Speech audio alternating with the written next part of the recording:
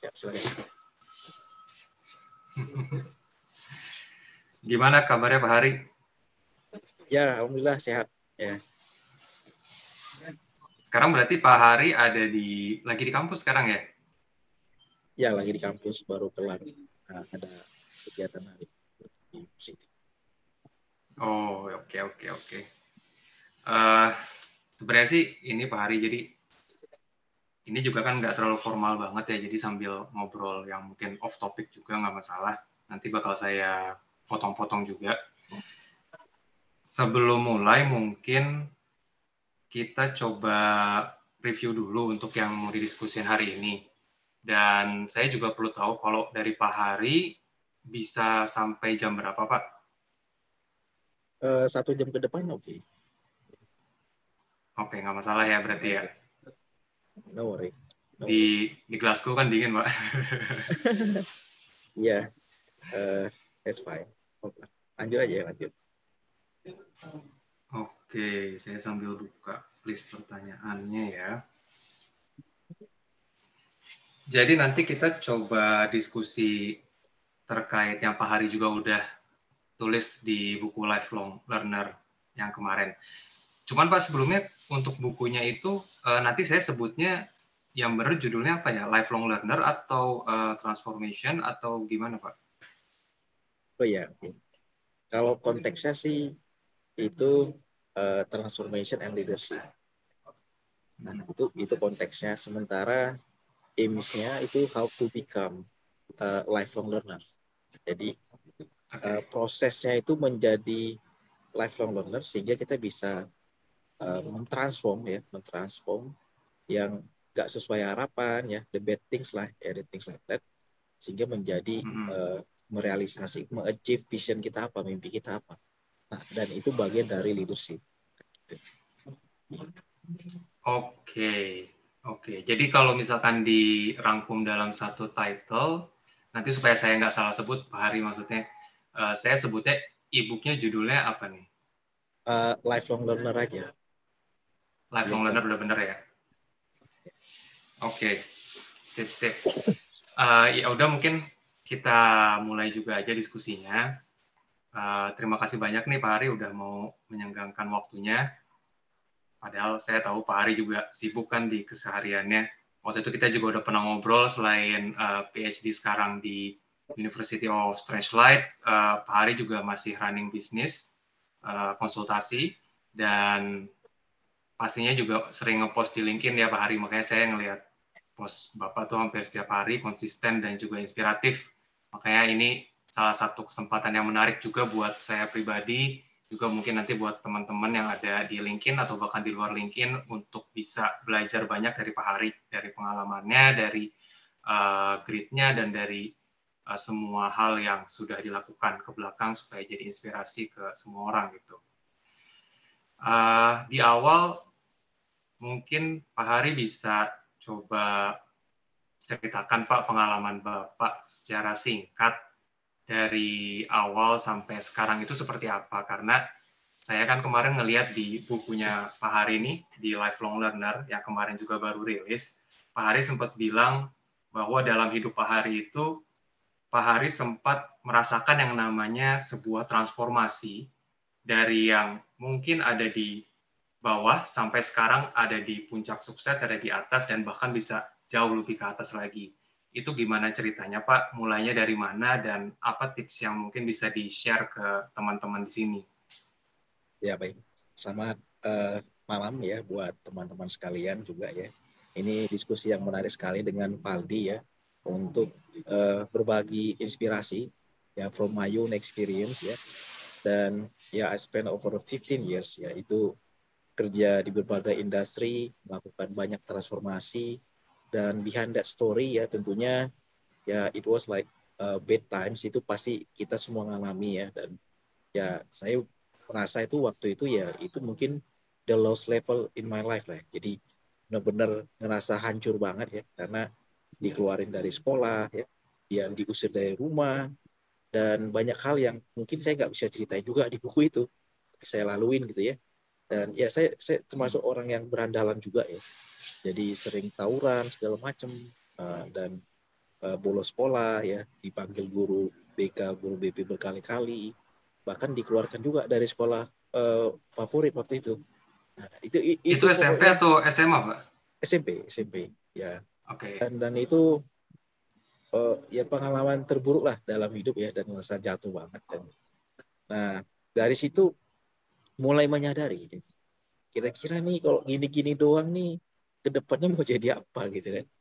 Itu sering udah dibilangin sama orang tua, cuman masih mendefine sukses itu ya apa yang dilihat gitu kan. Waktu itu ya ngerasa sukses ya kita apa namanya ditakuti orang lain gitu ya, anak-anak lain, terus kita nyenengin hobi, benar-benar hobi, misalnya waktu itu musik ya, ngeband gitu ya. Ya ngedefine suksesnya sebatas itu aja. Nah, kita manggung di apa pentas seni, terus ada ya orang yang kagum, ada orang happy, udah sih sebatas itu aja gitu. Jadi ya itu nggak lepas dari uh, apa ya, lack of vision ya. Jadi visionnya kurang karena nggak tahu mau depan mau gimana ya, sebatas itu. Terus kedua, ekosistemnya juga mungkin ya namanya di daerah gitu kan, nggak terlalu inilah dengan apa space information yang beda sama anak-anak tinggal di kota gitu ya. Jadi banyak ketertinggalan. Terus karena menyadari ya kan betapa betapa ya itu on the bottom level lah, udah jatuh banget ya. Akhirnya eh, melakukan apa requestioning ya kan. Gue masih bisa berubah gak sih gitu. Ini udah tahapan paling ini, dan ya kalau kalau kaji agama ya istilahnya dapat dapat hidayah tuh bener itu. Dapat Akhirnya mulai hidayah. ya akhirnya mulai berubah. Proses perubahan itu nggak mudah sih, dan bukan overnight terus kita langsung berubah. Tapi itu ya lumayan takes time ya, dan membutuhkan selain vision yang kedua determinasi ya, ketekunan. Jadi ngulang pelajaran SMP nggak ngerti apa-apa tentang math atau fisik gitu ya.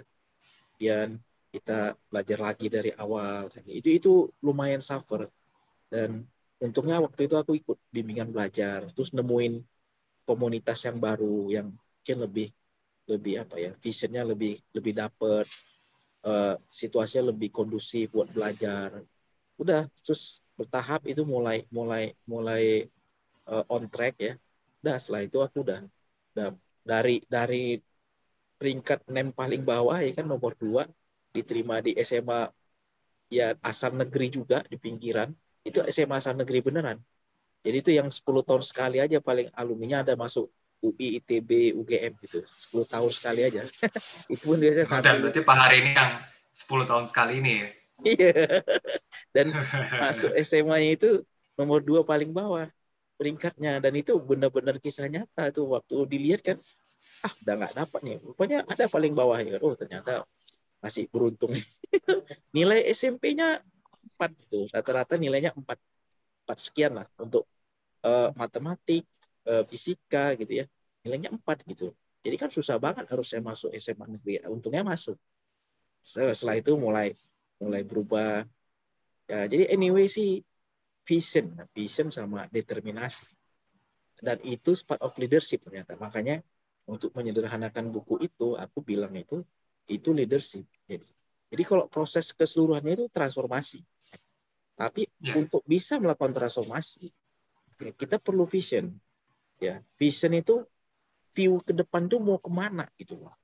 Dan itu benar-benar kita menyadari view itu memang kita banget, bukan nyontoh orang lain, bukan ikut-ikutan tren, bukan kata orang keren tuh kalau kayak gini, bukan karena itu. Memang kita udah menyadari positioning gue di sini nih, ya kan, misalnya kayak Valdi menjadi spesialis aerodynamics, posisi gue emang di sini, dan gue tahu industri ke depan tentang ini tuh bagus banget, dan gue benar-benar mau dalamin ini ya, kayak gitu. Bukan karena temen gue dia kerja di perusahaan startup terus gue mau ikut-ikutan gitu kan, temen gue jadi data scientist gue ikut-ikutan.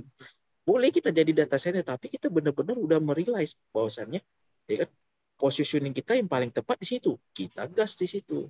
Kalau saya waktu itu udah dapet tuh, saya harus menjadi engineer ya kan di top university di Indonesia. Nah itu saya udah mention, dan itu ditulis setiap saya beli buku, ya kan, setiap aku beli buku, aku tulis di halaman depan. Ari Patria, ya kan, insinyur dari ITB, ditulis. Dan ada kisah yang paling ini mungkin nggak diceritain di buku. Waktu itu aku sering belajar sampai larut malam ya, dan ada semacam insiden something, dan tangan aku ke besit darah gitu, apa, benda tajam, dan itu berdarah. Dari itu aku cap pakai darah itu di depan buku itu. Dan di kamar itu, di kamar aku itu di paling belakang, sepanjang dinding itu isinya itu rumus-rumus shortcut cara cepat. Nah, dulu kan kita bimbingan belajar ada cara cepat kan. Dari kelas 1 semua cara cepat aku tempelin di dinding itu sampai penuh semua. Dan selalu ada tulisan ya kan, bakal menjadi mahasiswa ITB, aku tanda tangan. Oh, itu gila banget. Pokoknya kalau nggak lulus mungkin jadi orang gila lah waktu itu. Jadi Itu dan kejadiannya itu sebelum masuk ITB ya? Sebelum itu kelas 1 Oke. SMA. Kelas 1 SMA, udah dari kelas 1 SMA. Jadi karena ini merubah yang kita dari paling bawah, yang paling dibuang lah, paling terbuang, itu nggak mudah. Kita butuh energi besar banget untuk merubah itu. Bayangin lah, SMA kelas 1 aku nggak tahu tuh. Plus kali minus, plus bagi minus, hanya gara-gara sign-nya nggak tahu, aku nggak tahu hasilnya apa. Parah banget gitu loh. Jadi untuk apa ya, men-speed up ya, gap yang sangat besar ya, kita butuh energi lebih banyak karena bebannya berat banget. Dan aku belakangan aku baru menyadari ternyata manusia ya itu bisa, kita mere-engineering itu mindset kita, itu kita bisa sebenarnya.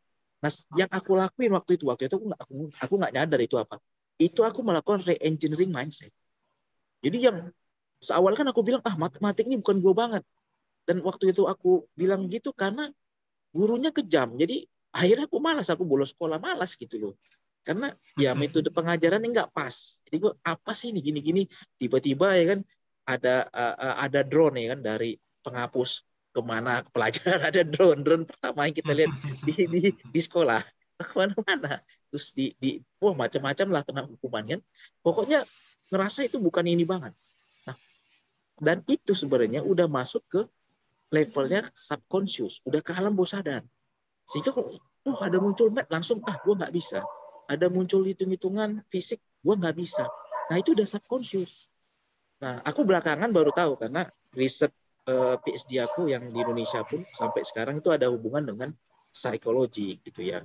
Ternyata manusia itu bisa mere-engineering ya, mere-engineer itu mindsetnya. Namanya itu kalau di psikologi itu namanya neuro-linguistic programming. Nah, kita mereprogram pikiran kita gitu. Sehingga yang awalnya ngerasa itu nggak bisa, akhirnya kayaknya bisa nih. Dan dari kayaknya bisa sampai gue harus bisa banget. Bisa jadi.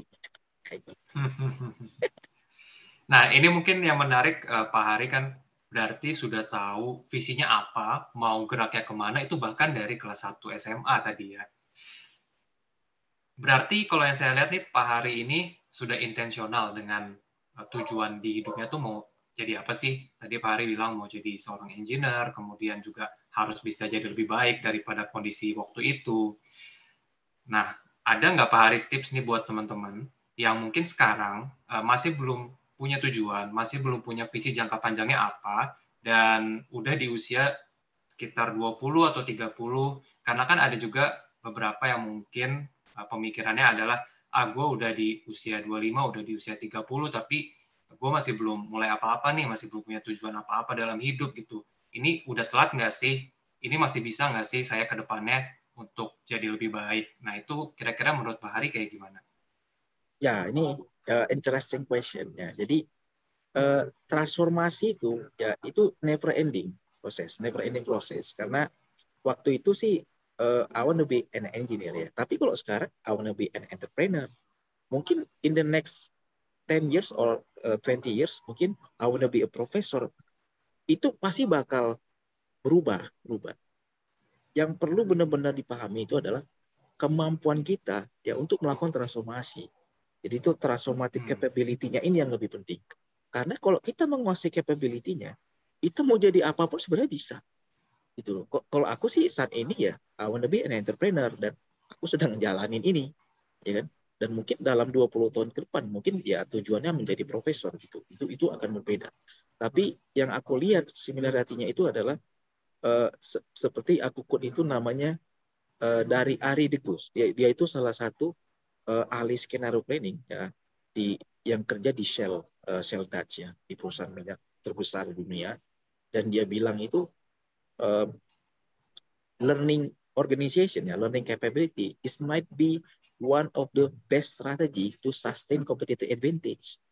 Jadi di tengah situasi yang sangat disruptif, apapun kejadiannya, ya kan, kemampuan kita belajar learning faster ya than our competitors is the right strategy to sustain our performance. Dia bilang kayak gitu, dan aku ngelihat sekarang kenapa banyak organisasi, individu, ya kan, mereka nggak bisa stand out karena kecepatan dia untuk beradaptasi, ya, in light of apa namanya tadi learning ya, kemudian absorptive capacity itu lebih lambat dibandingkan, ya kan, uh, on average gitu. Nah, jadi kalau aku sih menekankan kecepatan sama ketepatan. Ini dua-duanya penting nih. Ketepatan dan kecepatan. Kalau dalam strategi itu ketepatan dulu. Tepat dulu nih arahnya, directionnya dulu nih. Ya, ini direction ini harus hati-hati. Ya kan, kalau kita ngomong direction, ya kan. Nah, kalau aku sekarang riset tentang skenario planning, kita harus melihat kira-kira ya skenario ke depan itu market ke arah mana, ya kan? Terus kondisi global itu kayak gimana tuh ke depan? Teknologi dalam 20 tahun ke depan gimana? Nah, jadi kita itu mencoba bukan mengextrapolating the past, karena itu sangat uncertain, ya kan?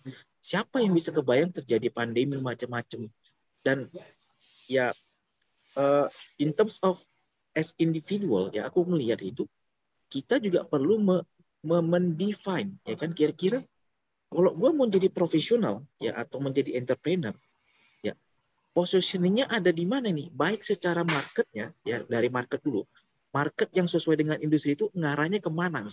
Misalkan nih ngomong tentang industri energi, kalau sekarang ya kan dalam ya in the last decade ya atau mungkin dalam 10 tahun ke depan mungkin masih eranya EV ya, electric vehicle.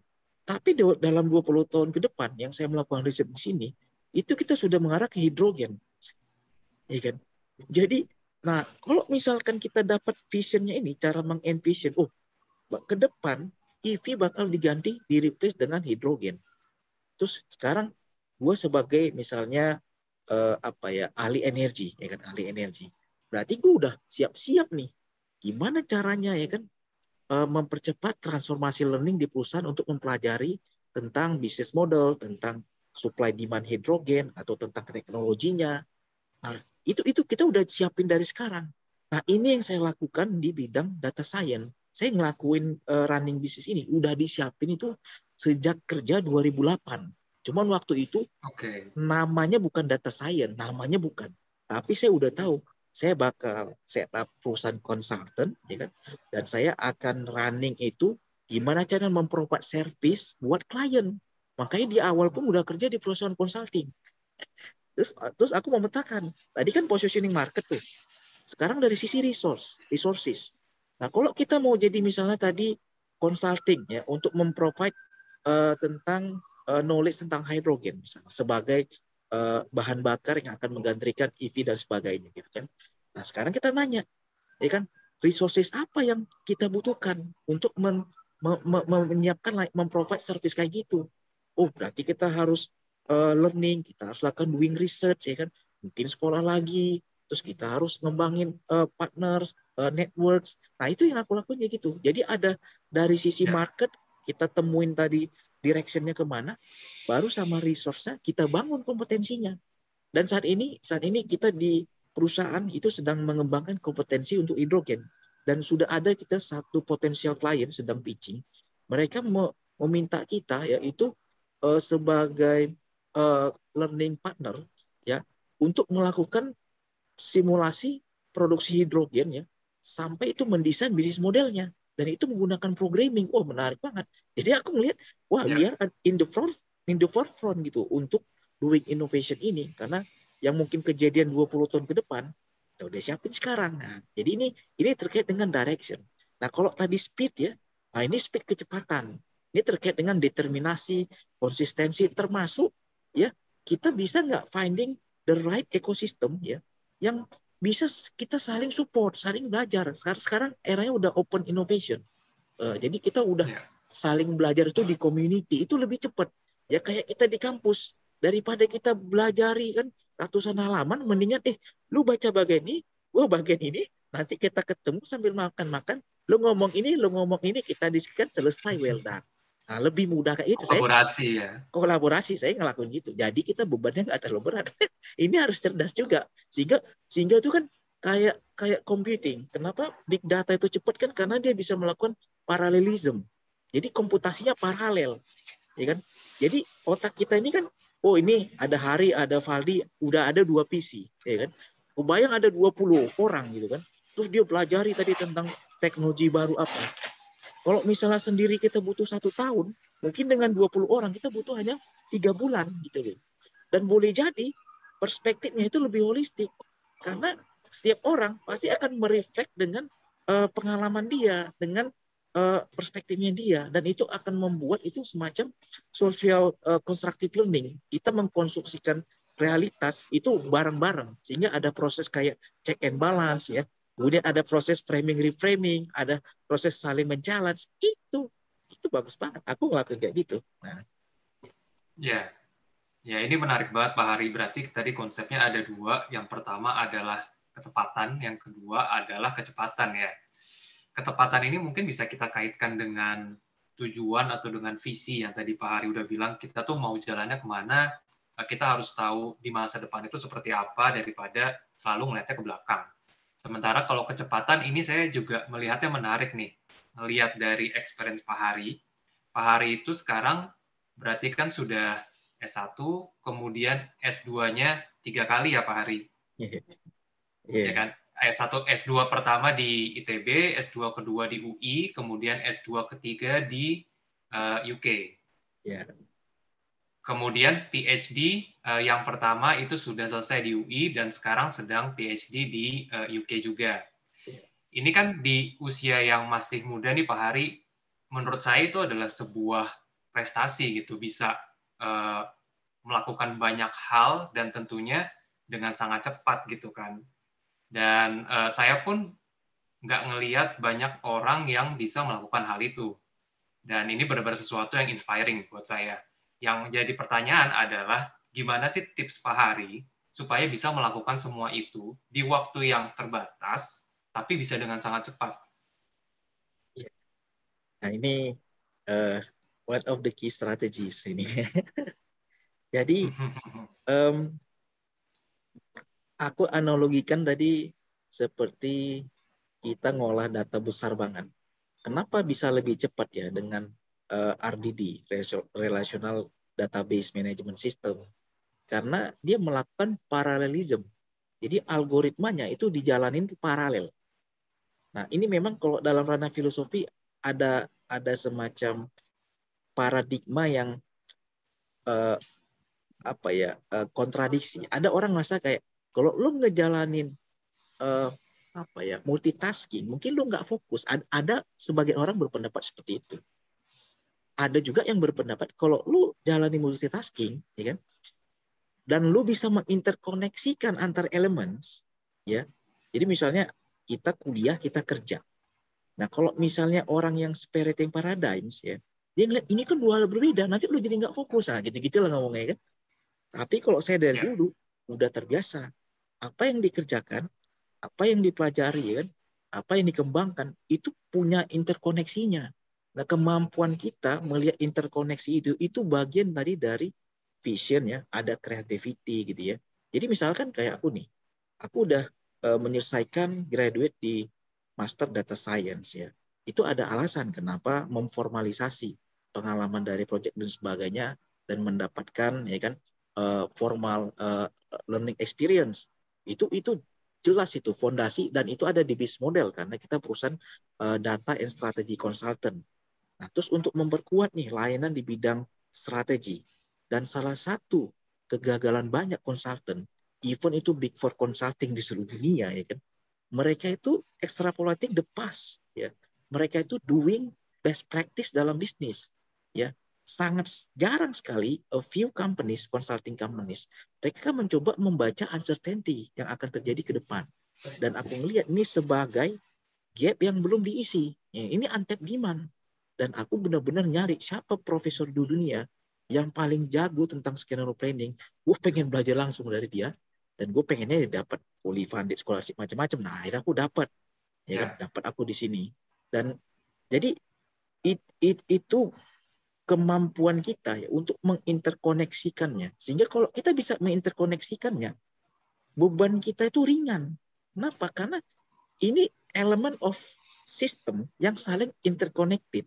Sehingga dia dia strengthening each other. Dia memperkuat pattern ya, kemudian kausalitas antar elemen, sehingga justru makin cepat kita belajarnya. Contoh nih, ya kan?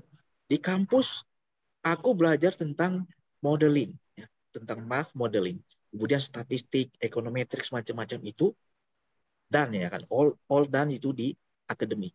Sementara di kantor, ya kan, kita tuh ngomong tentang, kalau misalnya kondisi market dinamis kayak gini, kira-kira akhir tahun kita bisa achieve target apa enggak? Nah, aku mencoba mengkoneksikan apa yang dipelajari melalui modeling, terus kita buat simulasi pakai sederhana. Bisa dilakukan di Excel dulunya sebelum ada data science macam-macam. Aku buat what if skenario. Oh, kalau misalnya nih kondisi market dari sisi ekonomi, kemudian dari sisi kompetitif ya, kemudian dari policy, dari teknologi, berubah ini sekian persen perubahannya dengan kemungkinan sekian dan impactnya sekian persen. Kita buat skenario resikonya. Ya kan, jadi antara likelihood-nya dikali dengan consequence, terus nanti dia akan berdampak berapa persen terhadap revenue kita, upcoming revenues. Dan itu aku skenario-kan dalam bentuk Excel sederhana. Dan itu ada di cash flow, di spreadsheet Excel cash flow itu. Terus aku injek itu pakai Monte Carlo waktu itu. Sehingga aku bisa tampilin tuh distribusinya. Oh, kalau misalnya ini berubah sekian persen, terus ini akan berdampak sekian persen terhadap revenue kita, terhadap profit margin kita. Nah, itu salah satu contoh. Sehingga apa yang kita pelajari, terus yang kita kerjakan punya interkoneksi. Justru akhirnya makin kuat ini. Akhirnya kita belajar di kampus, belajar di kantor, ya kan, sama akhirnya. Nah, soalnya kebanyakan orang, mungkin nggak banyak, beberapa orang, dia nggak bisa menemukan connecting the dots ini. Sehingga banyak yang beranggapan, ya kan, kuliah mah gitu-gitu aja, nggak kepake, ilmunya nggak keguna. Boleh jadi itu misconception. Dia fail ya to find out interrelatedness ya between what they are doing at work, ya kan, dan what they are doing at university. Mungkin di situ tuh kayaknya. Nah, kalau dibilang terutama kalau saya ngelihatnya di level PhD sih atau S3 Pak Hari, karena mungkin kebanyakan orang bilangnya PhD itu lebih banyak teoritisnya dibandingkan praktikalnya. Dan itu bukan sesuatu yang praktikal di industri. Tapi kalau ngelihat dari Pak Hari ini kan udah PhD dan secara praktikal juga udah running bisnis dan berhasil gitu ya. Jadi mungkin memang yang namanya interconnecting the dots ini adalah sebuah skill sendiri yang harus dipelajari.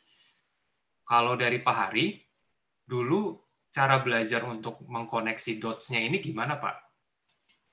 ya, oke. Jadi belajar yang paling efektif itu memang learning by doing. Jadi kita belajar, kita kerjain di kantor, kita balik lagi ke kampus, ya kan, dibaca lagi papernya. Pasti nanti ada yang difference ya antara yang dipelajari dengan dikerjakan. Dan ketika kita bisa menjelaskan kenapa itu difference, itu akan menjadi knowledge baru buat kita. Dan itu akan memperkuat level of maturity kita ya untuk memahami ada keterbatasan dari sisi akademik ya, ada juga keterbatasan dari sisi praktis. Dan kenapa saya ngejalanin ya bisnis model kita itu ada riset, teaching development, dan juga ada project development. Jadi kita consulting yang doing riset, publikasi ya, bahkan saya sendiri kuliah lagi ya kan. Nah, dan kita juga at the same time kita doing juga tuh layanan kita ke berbagai perusahaan. Karena kita melihat masing-masing punya memang ranah keterbatasan. Kan? Nah, masalahnya nggak banyak orang ya kan yang bisa ya itu mengerti, memahami keterbatasan itu sehingga dia bisa mendesain ya solusi yang itu bisa di applicable, ya kan? Misalnya nih, kita misalnya melakukan inward atau outward looking. Misalnya nih, kita ada project sebelumnya ya untuk people analytics ya. Mostly perusahaan di Indonesia ya yang benar-benar bisa doing people analytics untuk puluhan ribu orang itu sangat terbatas. Bahkan perusahaan kita yang memenangkan tender ya, bahkan bidder yang lain itu adalah Big Four Consulting. Kita perusahaan mungkin secara size-nya small company ya, tapi kita doing project di project-project besar. Dan salah satu kekuatannya, kenapa? Karena kita nggak tiba-tiba take it for granted dari data mereka, terus dijalanin proses data science-nya. Enggak. Tapi kita di awal tuh di-challenge untuk membangun model beban analisis kerja karyawan, ya kan? Sama waktu itu workflow analisis sama workforce planning. Nah, itu pakai theoretical approach-nya, sumbernya dari mana? Pakai teori apa? Konseptual modelnya gimana? Hipotesis gimana? Dan itu pekerjaan PhD. Bahkan waktu itu mereka request khusus itu. Ini konsultannya harus memiliki kualifikasi PhD. Nah, itu salah satu yang bagus. Dan saat ini kita udah menang lagi project yang kedua. Dan ini kita running project people analytics itu lebih dari 60.000 data karyawannya dia. Wah, seru banget. Dan dia across Indonesia dia punya karyawan yang outsource gitu. Dan permasalahan mereka itu turnover-nya tinggi banget turnover-nya. Ya, dan kita diminta bisa nggak kita membangun model prediction untuk mendeteksi pattern orang resign sehingga kita nanti bisa find out ya bisa memfigure out itu kira-kira significant variables yang menyebabkan orang resign apa. Sehingga perusahaan nanti tahu nih ada top 3 variables yang buat orang resign. Nanti cara mengcounter masing-masing variabel itu akan berbeda. Yang dari sisi misalnya finansial, tentunya dari sisi finance, nanti dari employee satisfaction itu berbeda lagi, terus nanti dari organizational features nanti tentunya cara berbeda lagi. Nah ini seru dan ini sekali lagi menggunakan pendekatan riset. Jadi kita nggak dikasih data terus kita langsung doing modeling ini nggak, tapi kita pelajari dulu ya kan secara theoretical model, terus kita konfirmasi ke user, baru kita cek datanya kayak gitu. Nah, jadi itu teman-teman, kalau misalnya kita bisa menemukan interrelatedness antar elemen yang kita kerjain, kita pelajarin, ya kan, justru itu lebih menyenangkan gitu, karena kita bisa melakukan reflection kan, ternyata yang gue kerjain ini kayaknya dari sini nih gue pelajari nih, dan gue bisa extend beyond ya kan, beyond yang umum dijalanin, atau sebaliknya ya kan, di akademik dia rumit banget urusan gini, padahal di kantor kita bisa mudahin, kita balikin lagi. Nah, jadi ada cycle of knowledge. Ini bagian knowledge management sebenarnya yang disampaikan Nona Katakuchi. Jadi ada siklusnya itu sosialisasi, eksternalisasi, kombinasi sama internalisasi. Kayak gitu. Oke. Oke. Ya ini menarik banget sih Pak Hari. Karena berarti konsepsi yang tadi saya bilang itu salah ya, dan itu bukan jadi alasan supaya kita nggak mau untuk tetap belajar gitu. Karena kan kadang orang bilangnya, udahlah, nggak perlu belajar lagi, saya udah kerja aja, mau praktik aja gitu, mau cari uang aja. Padahal sebetulnya namanya belajar itu, ya kita melakukan apapun itu bisa sambil belajar. Dan belajar itu yang tadi Pak Hari bilang, sebuah transformasi yang nggak ada selesainya gitu, nggak ada endingnya. Tadi juga ada satu poin Pak Hari, karena sempat diskusi juga soal dapat beasiswa nih ke luar negeri. Berarti kan Pak Hari S2 di University di England kemarin di mana Pak? Di Newcastle University. Newcastle ya? Yeah. Di Newcastle University itu dapat beasiswa. Yeah. Kemudian di University of Strathclyde di Glasgow, sekarang juga dapat beasiswa. Ya, dari pemerintah UK nah, di sini. Dari pemerintah UK, oke. Nah, itu kira-kira apa Pak Hari tips yang bisa dibagiin ke teman-teman yang sekarang juga sedang mencari beasiswa, terutama beasiswanya yang dari luar negeri. Dan kira-kira apa sih yang bisa ya atau yang harus dilakukan supaya bisa mendapatkan beasiswa tersebut gitu. Ya, oke. Jadi ya securing scholarship itu sama kayak kita ngeyakinin customer kita nih. Kita misalnya jualan produk, service apa gitu ya. Pertama kita harus mengetahui itu customer persona. Ya, dalam hal ini itu adalah profesor dan university. Nah, kita harus memapping, ya kan? Kira-kira university ini, profesor ini, ya, itu fokus risetnya ke arah mana? Dan kita pastikan yang benar-benar paling matching dengan, ya, itu uh, advantage kita. Jadi kompetensi kita atau yang udah pernah kita laluin. Ya, jadi kita punya modal dibandingkan nanti aplikan lain.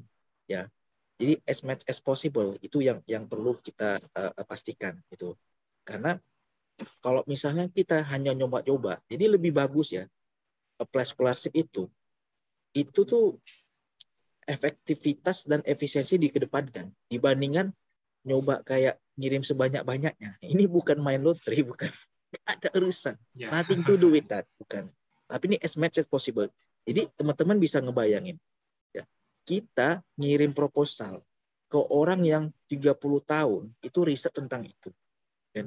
Dan dia mungkin the whole life itu ngabisin spending the whole life itu ngurusin project tentang itu, riset tentang itu. Nah, kalau kita mau hanya coba-coba aja, padahal itu di luar apa yang kita lalui, itu dari wording selection, dari problem statement, dari business question itu udah kebaca, dan itu sia-sia, ya. Jadi benar-benar pastikan cari yang paling matching banget. Jadi teman-teman perlu renungkan, kira-kira gue selama 10 tahun terakhir tuh ngapain aja, ya kan? Gue paling senang apa, ya kan? Kemudian gue banyak di industri mana, bener-bener dibuat funneling sampai fokus banget, sampai detail banget. Apa yang bedain saya dengan yang lain? Jadi dari aspek yang sifatnya tadi itu tangible, sampai yang intangible, sampai ke personal values kita, ya. Dari kira-kira misal apa yang beda kita dengan yang lain. Contohnya kayak aku agak susah ngomong yang lain karena tiap orang beda-beda. Kalau misalnya aku selama jalanin kuliah ya itu banyak fokus itu di ranah kuantitatif, ya. Jadi dari kuliah undergrad ya di ITB itu di teknik kimia itu doing banyak simulation, terus eksperimen di lab, ya. Kemudian di S2 teknik kimia juga aku banyak doing simulation, di kerjaan juga banyak simulasi. Dan waktu itu yang disimulasi itu tentang uncertainty, tapi dalam konteks technical. Jadi kayak uh, dynamics ya, dynamic process simulation. Jadi hal-hal kayak gitu.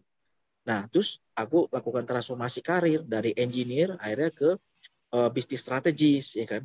Dan uncertainty yang aku hadapi itu beyond the firm, ya, beyond the organization. Dan uncertainty itu lebih parah karena datangnya itu dari market, dari kondisi geopolitik. Tapi the prosesnya, ya, I'm doing the same process.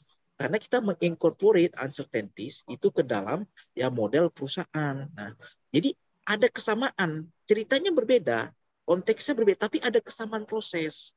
Nah, dan kemampuan kita connecting story to another story, nah, terus kita tuangkan ke dalam motivational letter, ya kan? Kemudian nanti di situ kita bisa define, gua tuh orangnya ini. Kenapa gua riset tentang ini, ya kan? Pertama dari sisi professional background, kemudian dari sisi educational background, sampai dari interpersonal skills, ya, atau personal values, itu kita bilang. Dan aku waktu itu benar-benar nyampein, saya sangat concern karena banyak perusahaan itu gagal ya untuk mereinvent bisnis strategi mereka karena salah membaca, ya kan, uncertainty, ya, kondisi ketidakpastian ke depan gitu loh. Dan aku memang sebelumnya udah pernah publikasi juga tentang ini, ya kan. Kemudian di Newcastle itu ngomongin tentang uh, dealing with uncertainties, tapi dari sisi, sekali lagi, dari sisi pengolahan data. Tapi aku selalu koneksikan itu. Nah, jadi ini rangkaian perjalanan dan kemampuan storytelling kita. Ini is part of communication, is part of leadership juga. Itu mampu kayak apa ya? Berkomunikasi, ya, sehingga bisa mengconvince orang. Itu bagian dari social influence, ya, ya. Ini bagian leadership. Kalau segampangnya pandai-pandai jualan lah, pandai-pandai meyakinkan orang gitu kan. Udah waktu itu aku nge-apply di 3 tempat ya, tiga-tiganya secara LOI dapat. Cuman akhirnya kita cari tentunya yang paling generous ya scholarship-nya, dan juga ada pertimbangan macam-macam lah. Akhirnya aku ngambil yang di sini. Nah itu tipsnya buat teman-teman. Dan untuk akses ya, karena ngambil beasiswa dari luar negeri itu berarti kita carinya itu biasa kayak profesornya dulu, profesornya dia ada di mana. Kita nggak harus kontak dia, aku nggak harus kontak dia. Cuman pada saat kita nge-apply, itu biasa dia ada minta items itu, siapa profesornya yang akan kita inikan. Dan ketika profesor tadi itu ngelihat kita benar-benar kandidat yang matching banget dengan riset dia, itu cepat dibalas. Waktu itu aku ingat, aku masukinnya 25 Februari, dan itu deadline-nya malam, aku masukinnya siang. Nah, ternyata Senin paginya, itu langsung di email sama dia, sama profesornya langsung. Padahal kan nge-apply-nya kita ke sistem admission university kan. Terus di email itu dia bilang, bisa nggak kita chat informal besok? Itu kalau udah profesor ngomong langsung gitu, berarti ya. udah mulus, jalan angka udah mulus. Dan once kita udah dapat blessing dari senior profesor ya, itu dia akan perjuangkan terkait dengan scholarship macam-macam. Nah, jadi ini chance sangat terbuka. Cuman sayangnya tadi mungkin nggak banyak orang tahu. Nah, ini bagus nih melalui inisiatif Valdi ya, nanti untuk sharing apa yang kita diskusikan ya, sehingga banyak orang mulai aware, oh ternyata ada banyak loh beasiswa di luar pemerintah Indonesia gitu kan, dan kita bisa mengoptimalkan ini gitu. Dan ini salah satu beasiswa yang menurut aku cukup cukup praktis ya, karena mereka nggak ada mensyaratkan macam-macam. Dan mungkin ini perlu aku sampaikan juga buat merubah mindset kan. Kalau aku sih setuju ya dengan apa yang dijalankan Korea Selatan ya, Jepang ya, dan juga India. Kenapa?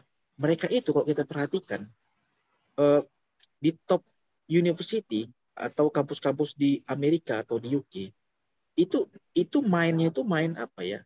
Kita nggak ngomong rasis ya, tapi itu mainnya kayak ada kaderisasi. Misalnya profesor topnya ini dari India, ya kan? Maka dia narik anak-anak bimbingan dia, PhD studi itu dari situ juga. Dan itu dilakukan juga China sekarang. Dilakukan juga South Korea. Justru aneh kalau misalnya orang udah doing PhD, terus lu disuruh pulang, hanya gara-gara lu kontribusi harus secara fisik. Padahal aku selalu bilang, kontribusi aku dari luar negeri boleh jadi jauh lebih banyak dibandingkan aku kalau hanya di Indonesia. Karena apa yang dipelajari di sini, jaringan di sini, itu digunakan buat di Indonesia. Kita running project tetap. Tadi pagi aku meeting salah satu calon partner besar ya, dia leading data cloud company ya. Dan itu banyak hal yang bisa kita orkestrasikan, kita bisa koneksikan gitu. Dan justru menurut aku harusnya ya kan, nggak apa-apa. Misalnya yang meraih beasiswa, kalau dia nggak mau balik tapi dipersyaratkan, lu dalam 5-10 tahun harus jadi profesor di sana. Kayak itu harus ditanya. Dan lu ketika lu memang mau di stay di sana, lu mengganti apa yang diberi negara itu dengan uh, mempromot PhD baru dari Indonesia, dan itu dilapor. Harusnya aku kontribusinya begitu, dan itu terukur gitu loh. Tetap Kalau bisa berkontribusi berarti ya. iya, justru harusnya, kamu kan udah kuliah nih di UK di mana? Kamu harus jadi profesor di sana. Ini kan bawa nama negara kita. Kemudian nanti anak-anak muda yang calon-calon PhD, kamu tarik ke sana. Kamu dapat angka kredit dari government, bisa dapat penghargaan. Sehingga nanti ya kan geng Indonesia itu naik. Soalnya sekarang dikuasain sekarang geng-geng ini kan, geng-geng India, Eropa Timur ya, kayak geng Greek itu ada mereka gengnya. Ada gengnya Cina gitu-gitu. Mereka naik, ada kaderisasi. Justru aku lihat sayang nih kalau Indonesia tiba-tiba harus pulang. Dipulang juga kadang-kadang di sana ya kan, ujung-ujungnya jadi dosen gitu kan. Aku sih ngeliat, gue juga udah jadi dosen nih kan. Cuman gue ngerasa kalau cuman itu aja sayang lah. Gue belajar macam-macam, kerja macam-macam, cuman ngajar doang. Gue juga ngajar sekarang gitu kan. Berarti ini Pak Hari bisa nih nanti yang buat narik orang-orang PhD dan jadi doktoral di UK ya? Ya, aku sih ya mungkin in the next 20 years ya harapannya ya aku sering ditanya sama profesorku itu, kamu nanti setelah ini mau kemana? Mau balik atau di sini? Aku selalu bilang sama dia, saya pengen jadi profesor di UK, bilang, dan profesor in practice. Jadi profesor in practice ini dia itu punya background di industri as a consultant, banyak bangun solusi di perusahaan. Terus yang dia bangun itu yang diajarkan di kampus, makanya dia profesor in practice.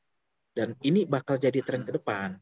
Karena tadi ada gap. Kalau dia hanya di akademik aja gitu kan, itu entrepreneur atau enterprises, they are doing in different way gitu. Jadi agak lain gitu, agak lain. Tapi kalau dia uh, dekat sama industri, terus dia ngajar tentang itu juga, dibalikkan lagi. Nah ini namanya profesor in practice.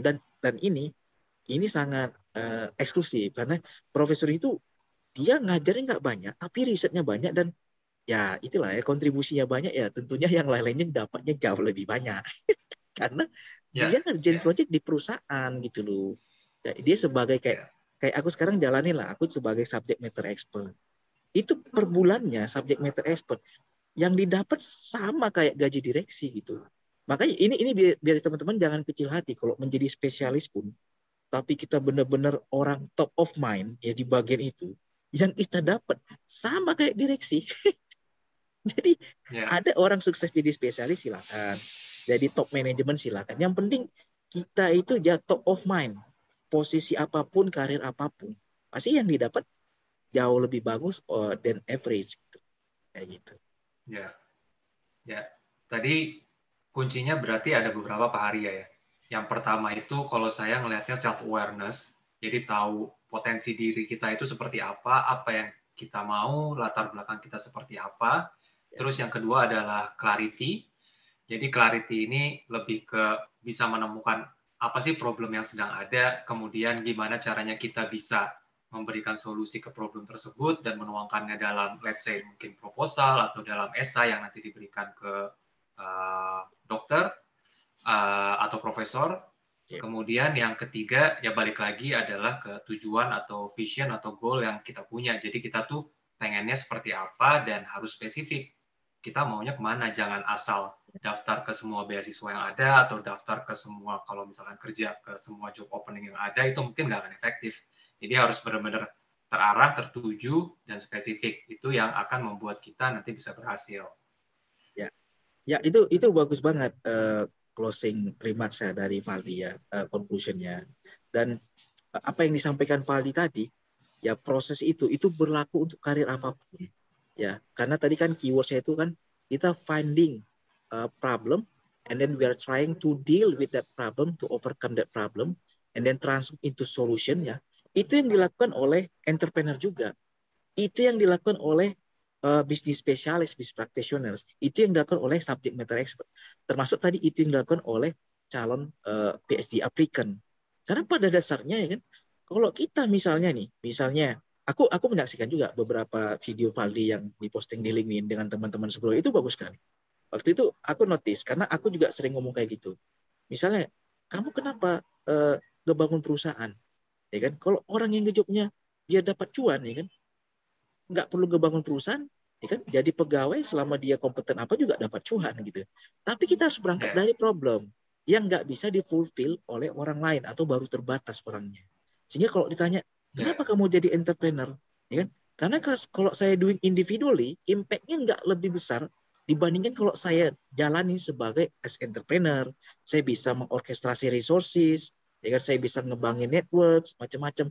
Nah, itu jawaban bagus dan itu yang aku jalani sebagai entrepreneur. Jadi bukan, gue mau dapat cuan, mau jadi orang kaya, itu terasosiasi nanti atribut. Aku nggak bilang apa itu nggak penting, bukan itu penting. Tapi kita jangan fokus di situ, karena itu ikutan, ya kan? Itu bakal ya, berkorelasi dan akan berkosasi gitu. Ya, dan jadi kita fokusnya itu ke impact-nya, ya kan? Kalau gua jadi A dibanding jadi B, impact gue lebih besar apa enggak? Karena yang diukur tuh impact-nya ini. Kalau dampak kita lebih besar, yang kita dapat dari recognition dari itu juga akan menyesuaikan. Itu udah nggak bisa dibohongin. Nggak bisa dibohongin. Ya, ya, oke.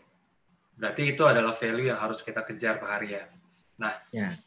kalau kita bicara soal value, salah satu value yang saya baca di bukunya Pak Hari nih, di Lifelong Learner, itu adalah leadership. Dan pastinya leadership ini nggak jauh dari semua perjalanan yang Pak Hari udah lakukan dari awal sampai sekarang. Nah, Pak Hari, kalau misalkan untuk teman-teman yang masih belum ada di posisi direksi atau belum di posisi C-level atau belum di posisi manajemen dan kita misalkan masih menjadi di posisi staff atau di posisi junior, itu apakah penting Pak Hari untuk belajar leadership? Dan bagaimana cara kita belajarnya padahal kita belum bisa mengaplikasikan itu ke orang lain karena kan kita nggak punya bawahan, kemudian kita juga masih mengikuti orang, tapi mungkin kalau misalkan kita mau berkarir lebih tinggi lagi, orang ekspektasi ke kita bahwa kita punya yang namanya leadership. Jadi boleh di-share Pak Hari, kalau menurut Pak Hari leadership itu apa sih dan gimana caranya kita bisa belajar leadership bahkan dari posisi paling bawah? Ya, oke. Ini aku merefleksi apa yang udah dilaluin. Jadi waktu kerja 5 tahun pertama itu sebagai proses engineer, ngerjain kerjaan-kerjaan technical, ya simulation macam-macam. Aku nggak kebayang tuh leadership itu apa waktu itu. Dan waktu itu aku biasa kita googling aja leadership ini apa sih, kepemimpinan gini-gini. Terus banyak apal-apalan, apalah nggak ngerti lah itu apa kan. Sampai akhirnya aku waktu itu 2017 ya itu ngambil PhD di UI tentang strategic management.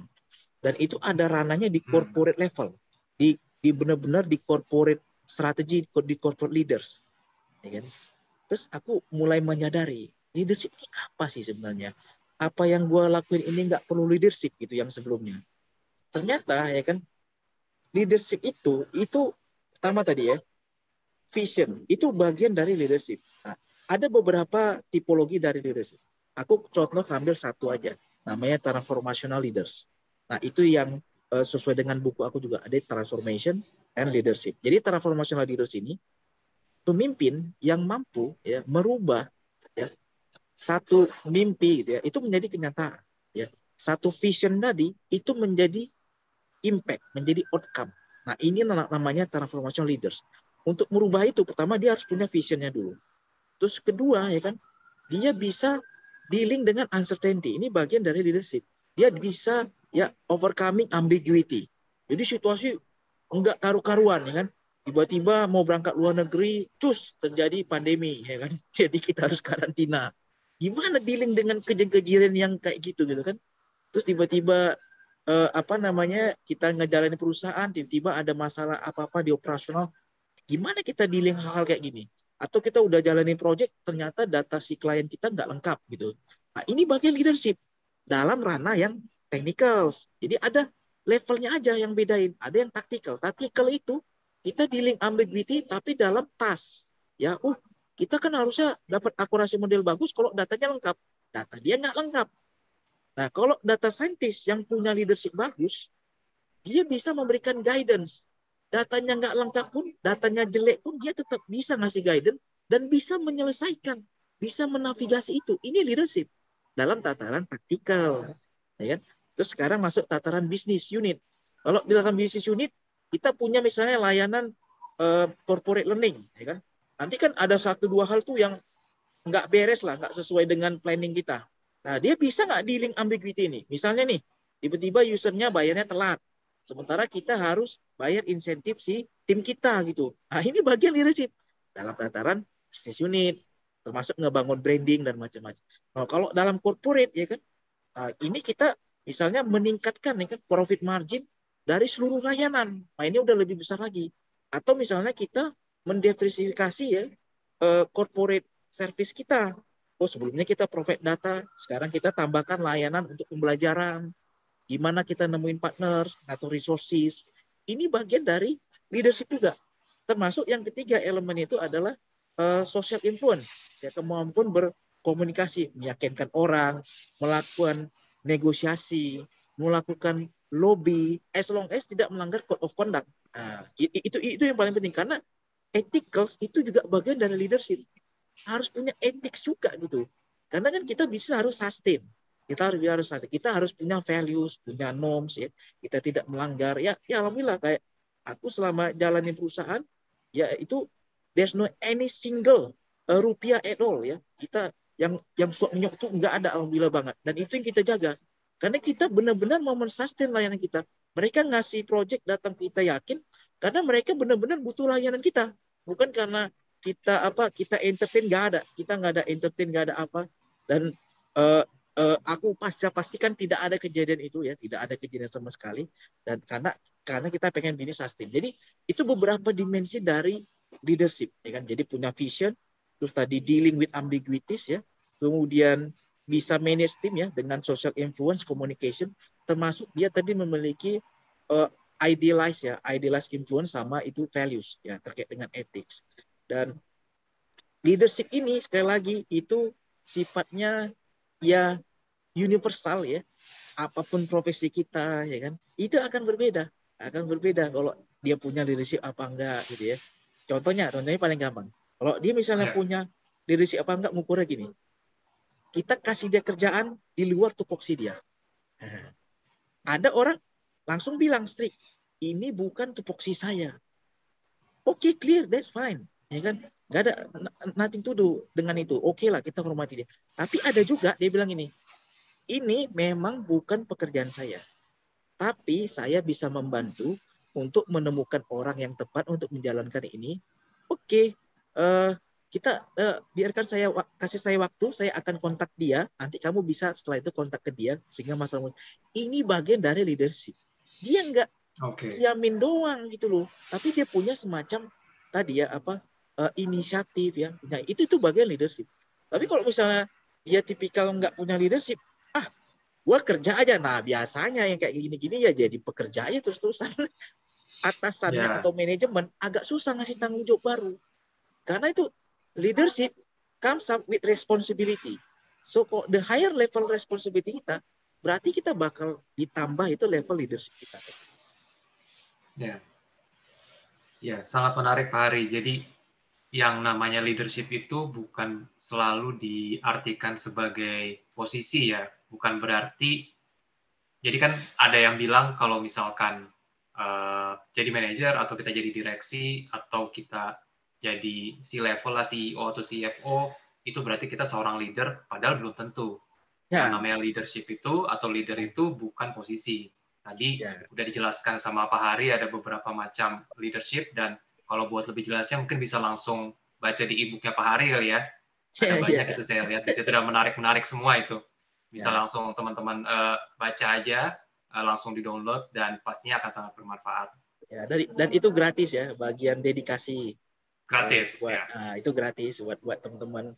Meskipun kita mengeluarkan biaya macam-macam ya buat nulis segala macam, tapi itu kita bagikan karena ya bagian kontribusi juga sosial impact. Dan ada satu semacam keterpanggilan ya. Ada semacam motif ya. Karena waktu itu aku merasa kayak figur di Indonesia itu sangat terbatas ya. Dan budaya mengapresiasi orang yang berprestasi ya di bidang misalnya olahraga, akademik itu harus dibangun. Sehingga nanti jangan salah-salah orang viral ya kan, heboh ya kan, sehingga nanti anak-anak kita pengennya jadi kayak gitu. Ini kan kacau ini. Makanya aku mau coba kasih gebrakan baru karena aku ngerasa dulu itu figur itu terbatas karena aku taunya kayak Insinyur Habibie gitu ya, Profesor Habibie. Jadi sangat terbatas. Padahal orang Indonesia yang hebat-hebat sekarang itu banyak, cuman mereka kurang terekspos, antara nggak mau diekspos atau memang kurang terekspos.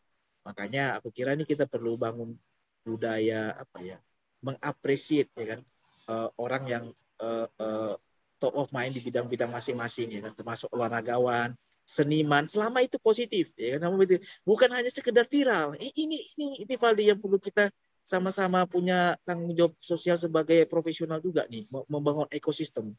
Termasuk kita sama-sama bangun dari LinkedIn.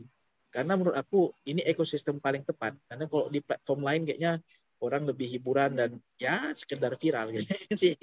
Ini perlu kita bangun. Itu. Ini terkait viral nih Pak Hari. Jadi pertanyaannya adalah kenapa jangan kita menargetkan viral, tapi kita lebih targetkan networking. Pentingnya networking itu apa sih Pak Hari? Dan dari Iya, iya. pengalaman Pak Hari, itu networking membantu atau enggak Pak? Bisa mempunyai karir dan juga akademik yang lebih baik, bahkan sampai bisa membuat perusahaan dan sekarang udah bisa expand ke kancah global gitu. Ini perannya networking di situ tuh apa sih Pak? Ya, jadi kalau misalnya ada si A sama si B, ya kan? Sama-sama genius, ya kan?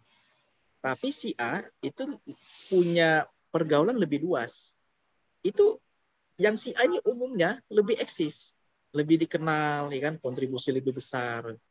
Itu salah satu kenapa networking itu penting. Aku bisa bilang ya, eh, lebih 80% project yang didapat itu dari LinkedIn. Termasuk seluruh posisi yang aku dapat belakangan ya. Ngajar di berbagai university, jadi direksi di berbagai perusahaan, ya, jadi tenaga ahli, ya. Itu dapat dari networking. Nah, paling banyak dari LinkedIn. Dan Oke, menarik Pak. menurut aku ini apa ya? Bisnis bisnis model LinkedIn tuh elegan. Nah, aku nggak ada terafiliasi dengan LinkedIn, nggak ada. Dan kita tidak Saya promosi juga dia. di sini nggak ada ya. Ya, kita tidak promosi. Tapi berdasarkan ya based on my own experience ya. Nah itu kalau yang lain orang kan ngincer viral ya, terus ada subscription, terus dia dapat dari ads ya, advertising, dapat uangnya directly kayak gitu kan. Kalau LinkedIn nggak gitu, dapatnya indirectly, ya, tapi jumlahnya jauh lebih besar dan lebih long last, ya. Engagementnya lebih dalam karena mereka hanya bukan karena satu dua konten viral kita, tapi dia langsung terasosiasi dengan values-nya kita. Contohnya nih, aku hari ini ya perusahaan yang revenue-nya triliunan, dia ngontak aku. Dia ngajak special meeting pagi ini, mau ngajak kerjasama bareng. Padahal kita omsetnya paling miliaran. Belum nyampe kita 20 miliar, tapi kita dikontak. Kita masih dihargain. Kenapa? Dari LinkedIn. Dan dia orang bule kan, ekspatriat Indonesia, dia kontak gitu. Dan dia bilang, saya follow Bapak. Bingung juga kita kan. Itu contoh. Ada yang lain-lain banyak. Ya kan, ditunjuk sebagai ketua riset, apa segala macam. Dari link. Termasuk ya kan. Dapat beasiswa di sini pun sama profesor udah kenal duluan di LinkedIn. Coba bayangin. Jadi itu luar biasa. Ini networknya Ya, kemana-mana. Dan ada salah satu alasan kenapa profesorku itu dia memilih aku. Aku tahu alasan ini belakangan. Pertama ya, banyak riset-riset tentang manajemen itu mainnya di ranah kuantitatif. Dan kuantitatif itu membutuhkan responden sangat banyak. Nah, kebanyakan orang yang hanya di akademisi saja tanpa dia bekerja di industri, itu jaringannya kan kurang. Sehingga dia mendapatkan responden ratusan itu susah.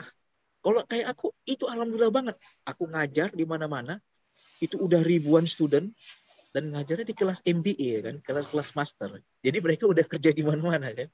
Udah ya, gitu ngisi conference di mana-mana. Terus kita juga running masterclass udah 300-an lebih alumninya. Jadi responden banyak dan akses to responden itu salah satu ya yang bisa bisa memenangkan kita dibandingkan aplikan lain. Nah, itu yang aku maksimalkan. Jadi kayak tadi aku ketemu dia kan, dia bilang nanti kamu bakal ini nih. Tapi saya yakin kamu kan konsultan, kamu ini kamu bisa dapat lah sebanyak itu. Oke. Jadi itu kadang kita nggak nyadari itu banyak banget gunanya. Contoh lah, aku sama Pak Adi kenal di mana? Di LinkedIn, ya. Bahkan aku sama LinkedIn ya. sama tim aku Pak Adi ya, yang kita udah generate uang lumayan lumayan lah, udah miliaran. Sampai hari ini kita belum pernah ketemu. Fisik in person kita nggak pernah ketemu. Kita ketemunya tuh di LinkedIn dan pas pandemi. Padahal kita udah running project itu miliaran. Itu di LinkedIn. Belum pernah ketemu ini. Sama Dr. Kristi aku belum pernah ketemu in person. Ada yang lain-lain yang kita nggak bisa sebut karena dia external partner, dia kerja full time di perusahaan lain di luar negeri. Nah, itu sama, nggak pernah ketemu juga. Tapi ya kita udah saling saling tahu karena banyak pengalaman doing project bareng, ya doing project bareng gitu. Ya. Jadi eranya udah udah berubah. Dan network paling bagus tuh kayak jaringan apa ya, laba-laba gitu, laba-laba. Makanya kan laba-laba itu kalau kita dalam agama itu ada ayatnya ya kan. Laba-laba dan kan ya kan, dia ada jaring-jaringan spider itu jadi kuat gitu kan. Jadi kuat kan karena dia saling strengthening each other ya, memperkuat satu sama lain ya. Sehingga itu ada ruang untuk mengkoneksikan informasi, ada peluang, ada ilmu di sana, ada values yang bisa ditukarkan. Nah, itulah kekuatan dari jaringan. Karena kalau misalnya kita pinter ya kan, tapi kita nggak punya akses ke market, ya cuman buat ya as a person selesai gitu. Tapi kita pinter, kita punya jaring ke market, ketemu orang lebih pinter lagi ya kan, ketemu orang lebih pinter-pinter lagi banyak gitu kan. Kita bisa mengorkestrasi intellectual capital mereka, terus kita juga punya akses ke market yang membutuhkan intellectual capital. Makanya aku sering bilang, jalanin bisnis itu bukan uang. Kan? Gue ngejalanin bisnis hanya 14 juta kurang untuk diriin perusahaan Patria Info, bayar notaris, bayar ya pajak-pajak gitu ya. Tapi ya alhamdulillah by Untuk far pendirian PT itu ya? pendirian PT. Tapi by far kita udah 500-an juta lebih kita kontribusi bayar pajak udah. Jadi ya pajak kan kita kesisihkan setelah pengeluaran pemasukan gitu kan. Lumayan Oke. beda sama orang. Makanya kalau bilang ada orang dikasih uang misalnya injek modal 1 miliar gitu atau 10 miliar. Tapi dia nggak punya leadership tadi menjalankan bisnisnya. Bisnisnya gagal. Susah. Memang yang paling bagus ya kan leadershipnya ada, resource-nya ada, termasuk financial capital. Tapi sekali lagi positioning. Gue kan bukan anak konglomerat ya kan. Dan di dalam bisnis model aku benar-benar memaksimalkan intellectual capital. Sama tadi namanya market capability dari networking. Dan dengan bisnis model kita yang beda, kita bisa as minimal as possible ya untuk mereduce itu fixed cost ya. Bahkan itu down to zero. Sementara perusahaan consulting lain itu dia ada project kan dia bayar gaji orang kan. Kalau aku dengan kita bisnis modelnya kita model bisnisnya adopsi kayak Airbnb. Jadi asetnya bukan di perusahaan kita, tapi kita punya akses untuk memonetize resources, ya kan? Once kita dapat opportunity di market. Dan kemampuan mengorkestrasi ini yang kita maintain. Sehingga nanti external partner kita dari luar. Terus nanti yang dampingin anak-anak magang. Seru banget. Sama aku turun sebagai project lead. Nah, itu bagian dari leadership juga, bagian dari dealing dengan scarcity, ambiguity gitu ya. Itu seru lah, seru. Ya. Pak Hari berarti udah aktif LinkedIn sampai akhirnya bisa benefit dari networking-nya itu berapa lama, Pak? Ya, di LinkedIn aku main sekitar ya around 3 years. Ya start 3 years ago 3 ya. years, oke. Ya, dan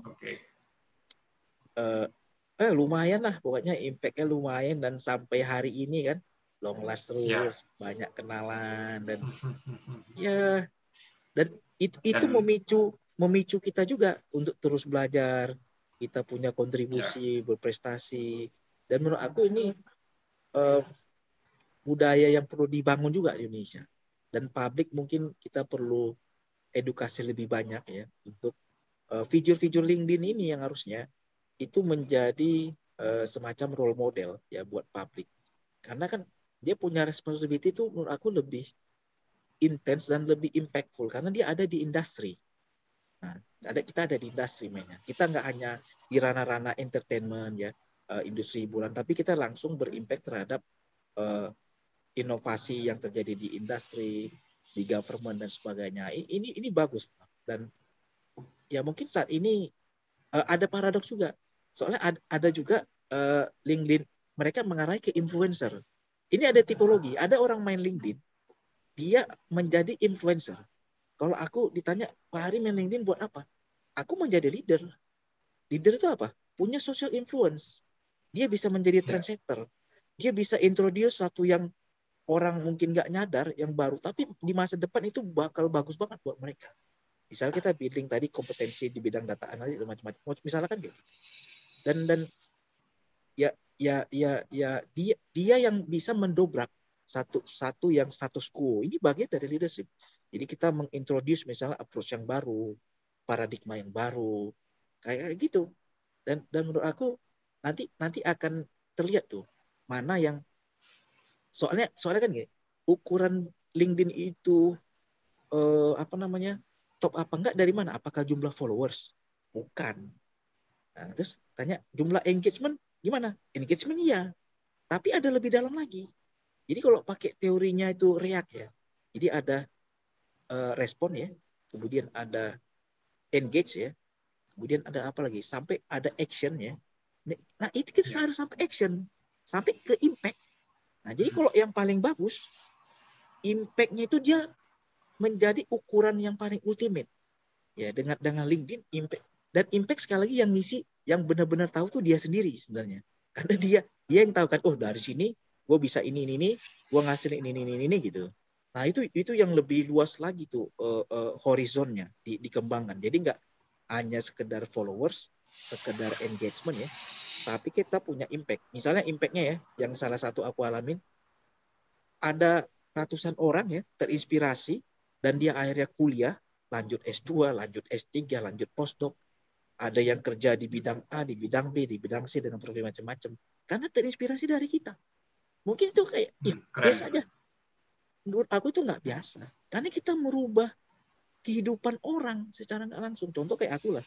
Aku terinspirasi salah satunya dari almarhum B.J. Habibie. Ya kan? Aku terinspirasi tuh. Ada bilangan Habibie number ya kan. Nah, Fadi paling tahu lah kan, ahli aerodynamics gitu kan.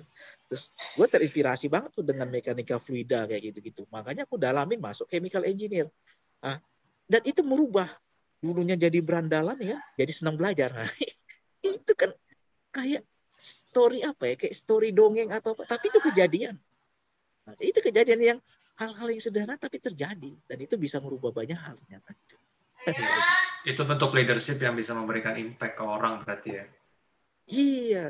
Dan kalau in the long run ya, cara mengukur leadership itu, ini yang dalam jangka panjang lagi nih, horizonnya kita enhance lagi. Ketika orang yang udah nggak ada, orang masih terpengaruh dari dia. Nah, kalau kita dalam agama ya itu Rasulullah ya. Orangnya udah nggak ada, tapi pengikutnya itu bertambah terus ya.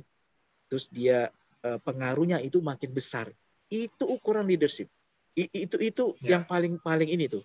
Nah, tentunya ya itulah. Gitu. Oke. Oke, ini menarik sekali semua sharingnya dan ilmunya dari Pak Hari. Jadi semoga semua yang kita pelajari di video-video ini bisa bermanfaat buat Pak Hari, buat saya, dan juga buat teman-teman semua.